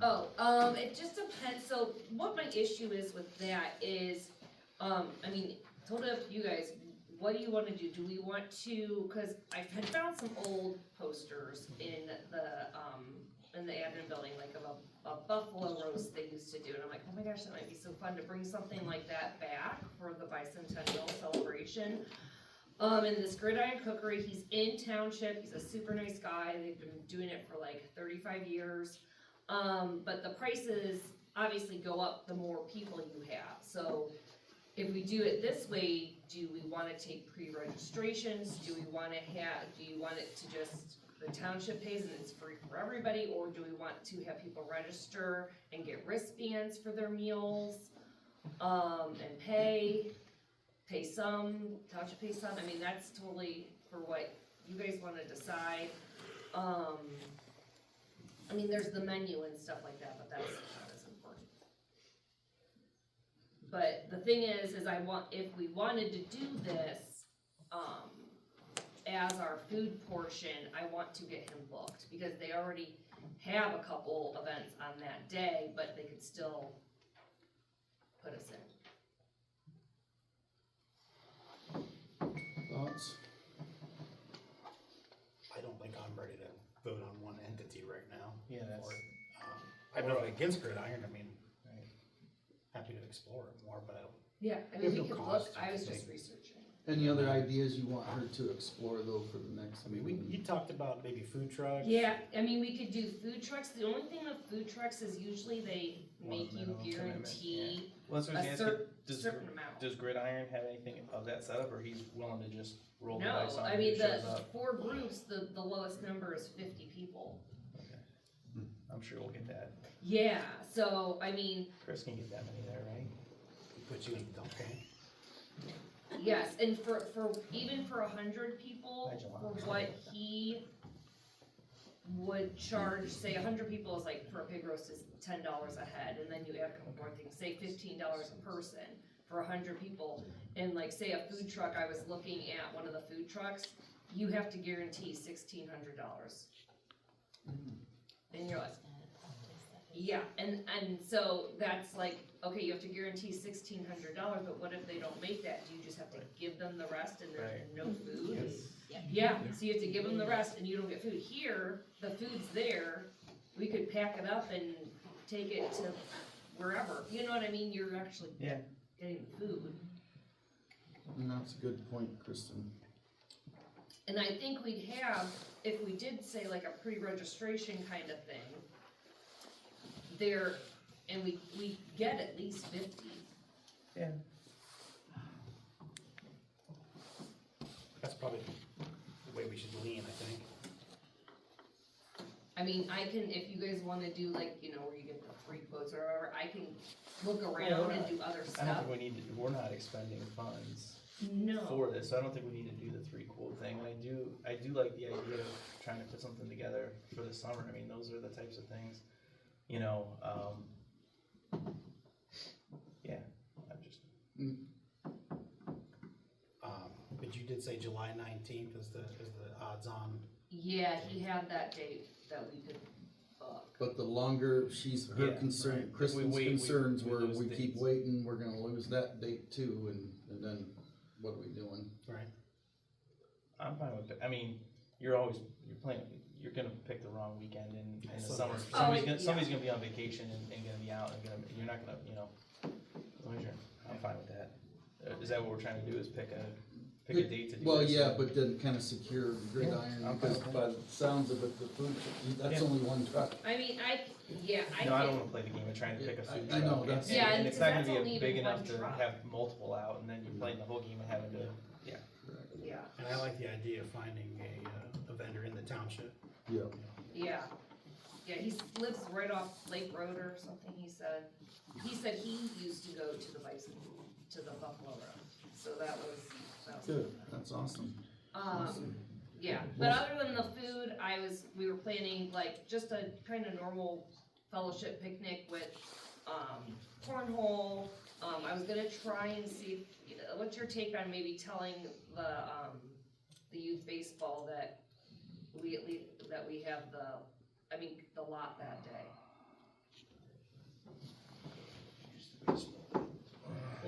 But usually in the summer, there's Little League games, but maybe we say it's the big bicentennial celebration. I don't see an issue with pulling one day, we've never pulled a day from them, and I'll get they've with been very Rick. grateful. I'll get with Rick and we'll contact. Okay. Let's see what their schedule's like, cause, I would assume they might not even have a schedule yet. well, I was gonna say if They gotta put it together soon. but if Yeah, I would if they assume they're don't, in the let's get in front of that, works. if we're gonna take a day from them. Right. Yeah, Yeah, but, sidewalk chalk bubbles for the kids, wiffle ball, kickball, Yeah. volleyball setup, yeah. that kind of. We'll follow up with Chris then the next couple days. Okay. Rick's off sick, I guess, but, hopefully they can communicate fairly quickly to. Is Gridiron going to need a deposit? Yes, he said he'd work with me though, he said like $200 since it's us and he's in the township. Okay. Usually it's like 30%, but he said he'll work with us. And the youth, child pricing is half price, he said.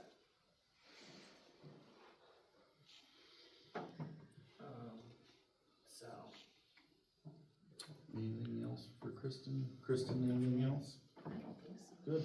Oh, we do have, in April will be the Meet the Bunny pictures. So that's a total free event, pictures with the bunny and real bunnies in here, This room, this room. during the same time slots as the breakfast? Yes, but we're not, like, it's the same time, but we're not with the breakfast. So, Okay. I didn't wanna confuse people, like, do we have to pay to get pictures with the breakfast? And I'm like, no, just come get your picture. All right, good, Bring thanks. your own phone. So Thanks, Kristen. I will move to reserve, July 19th for the bicentennial celebration picnic and, to approve, up to $200 as a deposit for gridiron. I'll second. Oh, with gridiron, sorry, yep. And we got a second. All those in favor, aye? Aye? Aye. Aye. You got it, Kristen.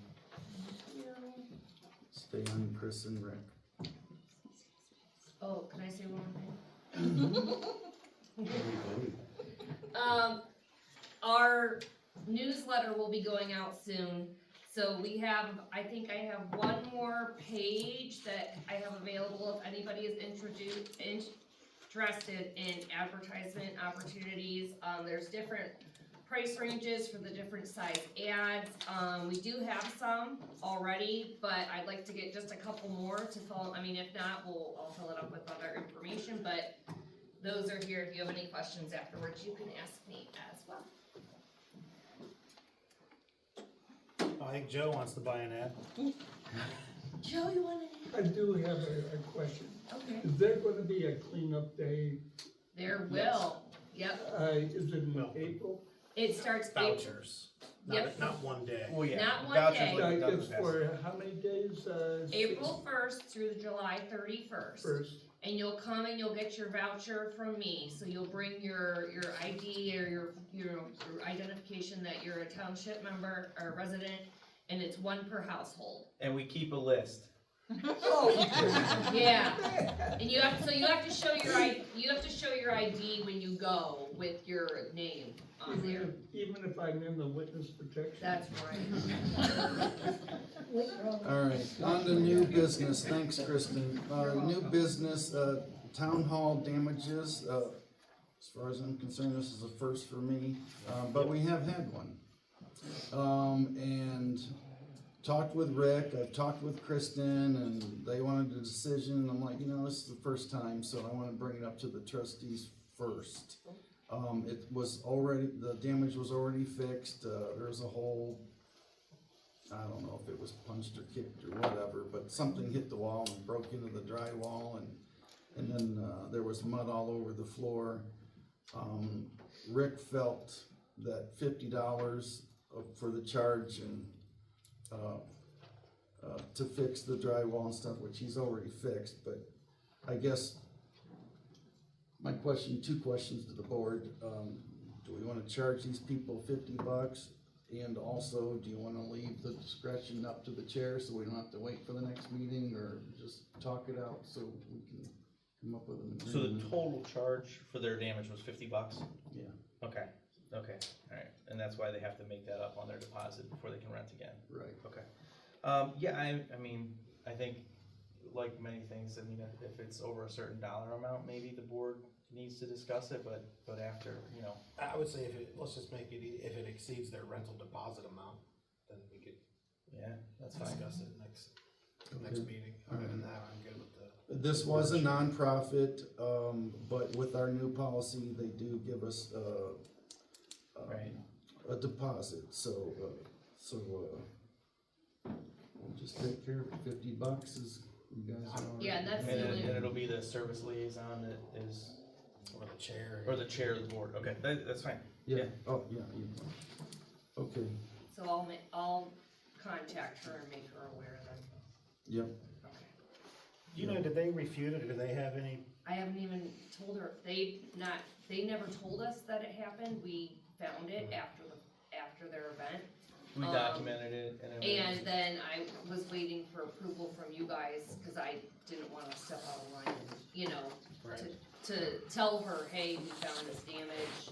I'll probably need the pictures though, to show them as well, so that, and then I'll send her a copy of this. Okay. Alright, that sounds good. Alright, this is kinda weird too. Okay, well, I've got that.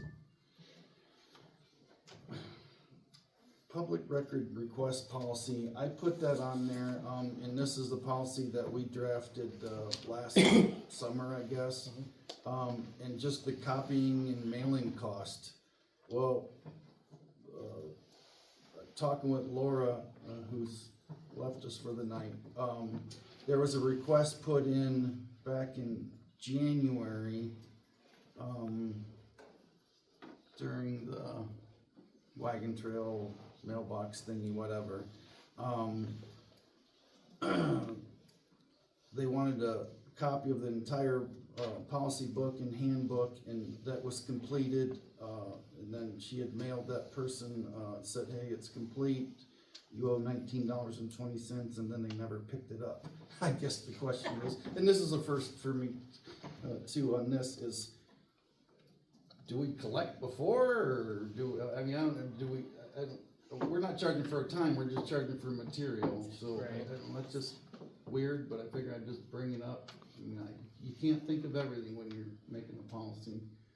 Yeah, I guess the hard part is, like, I always assume we have more stuff digitized, cause I think, didn't we put in there, like, anything that we could put on a thumb drive was like $5? If they requested it, there was a But part at the in same there time, I for guess not requesting. everything is digitized. I mean, it can be scanned fairly easily in most cases, but.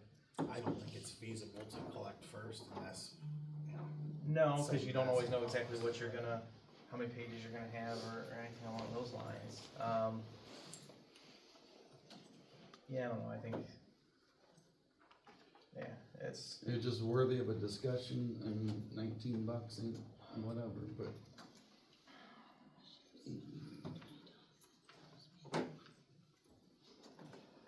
Yeah, cause I don't even think you can do, you can't even do anything with like, you can't like, with the rental hall, right? You can say, hey, we're not gonna ever rent it to you. You can't say we're not gonna give you other public records. Yeah, I don't know, I'll have to think on that one, cause I don't know what the right solution is to that. Okay, and then, mailbox policy, I just wanted to revisit this, cause the more I thought about it, and I know I missed February's meeting, and I was gonna bring it up in February. The mailbox that we replaced for that resident on Wagon Trail, and we voted to do a case by case. I just felt it worthy enough to bring it up for rediscussion. I'm not sure that I like the case by case. I like to just put something in there solid. And I'll think outside the box just for a second. I know we changed as a township back in 2015 to match the county at $35, but that's 10 years ago. Maybe we should raise it. And we honored $78 or whatever before, and we already did that. But would we just raise it to 80 if they, if they show a receipt or whatever? Or? I think we keep it the way it is with the county. Yeah. We always have the opportunity to take it as a case Well, by case. and I was gonna say, I think maybe that's the part that got maybe a little bit confusing when we discussed it. It wasn't so much that I wasn't trying to advocate for every single situation to be case by case, but there are times. This particular case, there was a video camera footage of us, physically knocking it over. The county's. My take on it is the county's policy and like the general policy is like, look, most of the time there's not gonna be anything like that, right? It's gonna be, oh, it snowed, my mailbox fell down, it was definitely the plow. Did it get hit? Was it cast off? Was it just old and falling apart and somebody wants to call in, right? So that's why the policy is, is what it is, where there's no verification. I do think that as a board though, we should look at incidents where there's a little bit more, right? Like that particular case, they sent in video, and accidents happen. It's not trying to bash any of our guys. I mean, you're out plowing the streets, things like that are gonna happen. But in that particular case, we know for a fact we ran that resident's mailbox over. So, I think it's fair that we make them whole in that case. But, in situations where it's not as black and white, then to have just a general policy of whatever I think is the appropriate way to do it, because, I just wanted to. An example, the last one, someone contacted us through, they contact us, you responded, did they ever get their? I never heard back from them after that, as I far did as. with Rick on that one, and, it's quite obvious, you know, Rick plows in one direction. Mhm. You go look at that mailbox, it's leaning the other The other direction. direction. Yeah, and Then that's, there's plowed snow up onto the other side of the driveway, you know, from a private Right. person, so it was pretty obviously not. that it was one of their guys that probably ran it over. Yeah. And that's why I get with the whole, you know, I don't think you need to be ridiculously generous with the blanket policy, but we do, you know, Right. probably wanna look at certain incidents, Right. you know, maybe a little bit more detail, that's all. Okay, yeah, you good, .gov migration, what's? Yeah, I just, we've obviously been talking about this for a while, but I had sent you guys kind of a mock-up of the new design with Civic Plus. We've already approved everything, but, they're just looking for us to kind of sign a final website design approval, and, you know, before I sign anything, I'd just like to have you guys take a look at it, see if you get any feedback. If you're cool with it, I'll sign that. That kind of sets it up, and then we can start working on filling everything in as far as how we want, you know, what information we wanna put in the website. Right. But Menu the, items drop right, down. but the general layout and design is now gonna be set. Now, we can always change down the road, but if we make changes going forward to like the design, there might be some, you know, there might be some, design fees that go with that. Yeah, I On top agree. of our normal contract, but. Sorry, I agreed with Kristen. Yeah. I liked everything about it, just that picture was We just made so that damn change, we smart. Yeah, doubled the so- size of the logo and took out the extra, the redundant wording. Yeah. But we no. should be able to start getting that live here pretty soon. We keep moving forward with that, we'll be good. It's that you started, I'm totally fine with you. Okay. Feeling, you're Alright. working with, Good deal. Civic Plus. Town hall rental deposit refund policy. Oh. We talked about that. Yeah. Oh, you mean just for the people that, Did we talk about that, right? Just for the. just for the $50? The damages. Oh, okay. But we're gonna have, but this is for now everybody, even if they don't have damages, because of that, like what I was talking before with the $200 that everybody, it has to get cashed now because rentals are coming so far in advance. Yeah, we can't hold the stale checks, right? Yeah, we don't wanna hold stale checks. This is for, I've made this today, I will be filling these out for every single rental, so that Laura has their information. We're to send the check back, not that check, but issue them a check to, who inspected the town hall, if there were damages or not, and then like Laura will sign off on it and put the check number from us back to them. I like this form. No, I like it. Comments, Justin? Yeah, I'm perfectly fine with it, absolutely. Alright. Anything else that, I got one quick thing, real quick. Flora was issued new UAN computers for fiscal officer for fire district and the township side. And the new ones are still relatively new. They donate them to the entity, so we have those. I would like to make a motion to, and they're wiped like to factory settings right now. I'd like to make the motion to provide one of those to Rick to replace his current computer, and one of them to Kristen to replace her laptop. Yeah, I'll second. all those in favor, aye? Aye. Aye? Aye. Motion carries. Motion to adjourn? I will move to pay the warrants and adjourn. I'll second. All those in favor, aye? Aye? Aye. Motion carries, adjourn, it's 8:23.